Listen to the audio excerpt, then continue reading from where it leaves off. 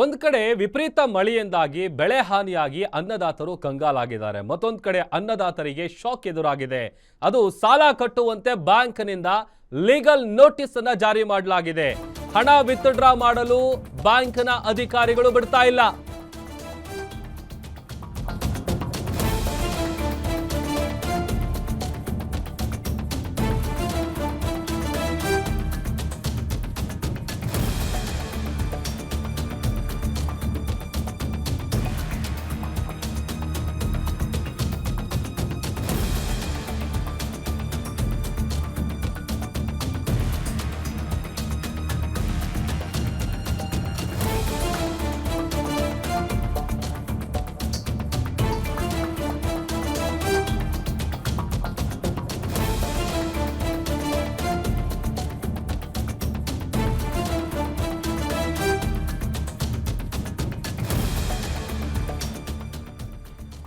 ಒಂದ್ ಕಡೆ ಉತ್ತರ ಕರ್ನಾಟಕ ಭಾಗದಲ್ಲಿ ಧಾರಾಕಾರವಾಗಿ ಮಳೆ ಸುರಿದು ಬೆಳೆ ಹಾನಿಯಾಗಿದೆ ಅಂತ ರೈತರು ಕಂಗಾಲಾಗಿದ್ದಾರೆ.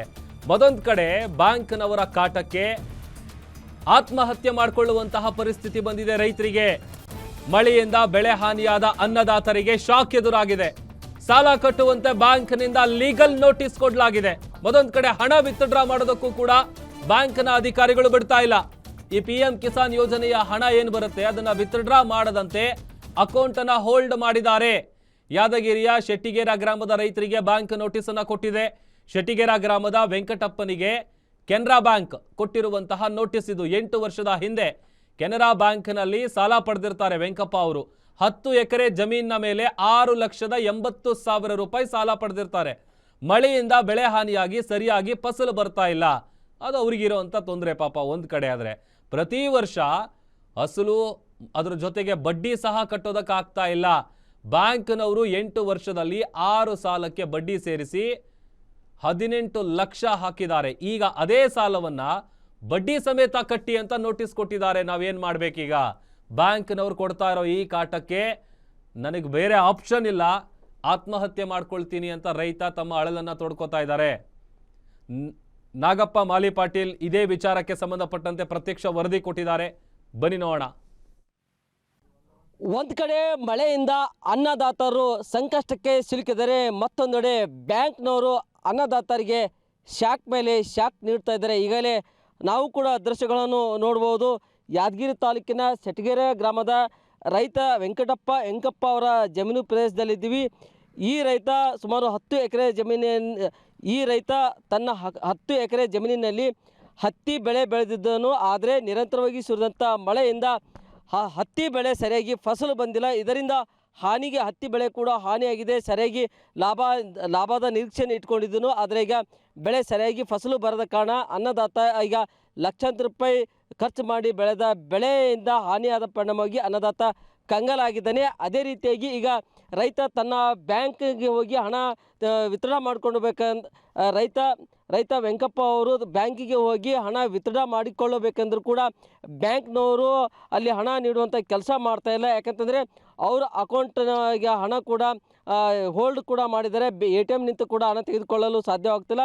ಅದೇ ರೀತಿಯಾಗಿ ಬ್ಯಾಂಕಿಗೆ ಹೋದರೂ ಕೂಡ ತೆಗೆದುಕೊಳ್ಳಲು ಅಲ್ಲಿ ಸಾಧ್ಯವಾಗ್ತಾಯಿಲ್ಲ. ಪ್ರಮುಖವಾಗಿ ಈ ರೈತ ಯಾದಗಿರಿ ನಗರದ ಕೆನರಾ ಬ್ಯಾಂಕ್ನಲ್ಲಿ ಕೂಡ ಸಾಲ ಮಾಡಿದರು. ಆದರೆ ಸಾಲ ಮಾಡಿದ ಪರಿಣಾಮವಾಗಿ ಸಾಲದ ಹಣ ಬಡ್ಡಿ ಸಮೇತ ಪಾವತಿ ಮಾಡದ ಕಾರಣ ಈಗ ಹಣ ತೆಗೆದುಕೊಳ್ಳಲು ಕೂಡ ಸಾಧ್ಯವಾಗ್ತಿಲ್ಲ. ಈಗ ಬೆಳೆ ಹಾನಿ ಆದ ಪರಿಣಾಮವಾಗಿ ಅಪಾರ ಪ್ರಮಾಣದ ಬೆಳೆ ಹಾನಿ ಆದ ಹಿನ್ನೆಲೆಯಲ್ಲಿ ನಷ್ಟಕ್ಕೆ ಒಳಗಾಗಿ ಸಾಲ ಜೊತೆ ಬಡ್ಡಿ ಹಣ ಕೂಡ ಪಾವತಿ ಮಾಡಲು ಸಾಧ್ಯವಾಗಿಲ್ಲ.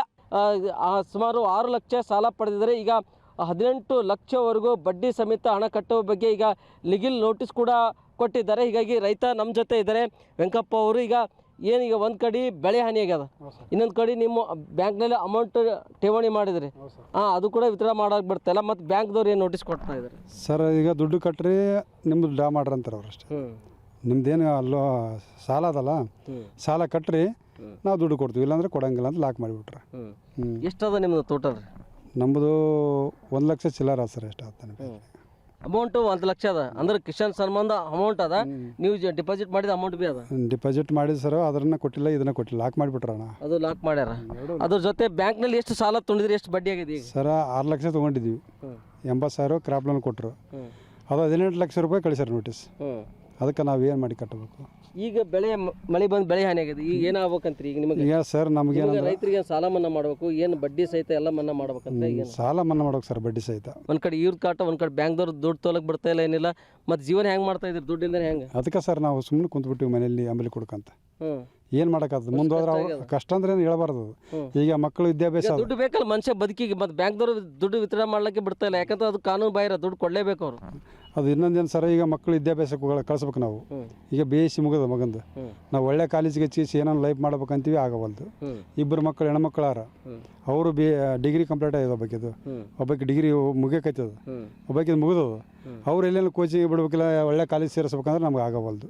ಅದಕ್ಕೆ ನಾವು ಸಹಾಯ ಮಾಡ್ಬೇಕು ಗೌರ್ಮೆಂಟ್ ಅಂತ ನಾವು. ಇದು ರೈತ ವೆಂಕಪ್ಪ ಅವರ ನೋವಿನ ಮಾತಾಗಿದೆ. ಸರ್ಕಾರ ರೈತರ ಸಾಲ ಮನ್ನಾ ಮಾಡಿ ನಮ್ಮ ಜೀವ ಉಳಿಸುವ ಕಾರ್ಯ ಮಾಡಬೇಕೆಂದು ಒತ್ತಾಯ ಮಾಡಿದ್ದಾರೆ. ನಾಗಪ್ಪ ಮಾಲಿ ಪಾಟೀಲ್, ಗ್ಯಾರಂಟಿ ನ್ಯೂಸ್, ಯಾದಗಿರಿ.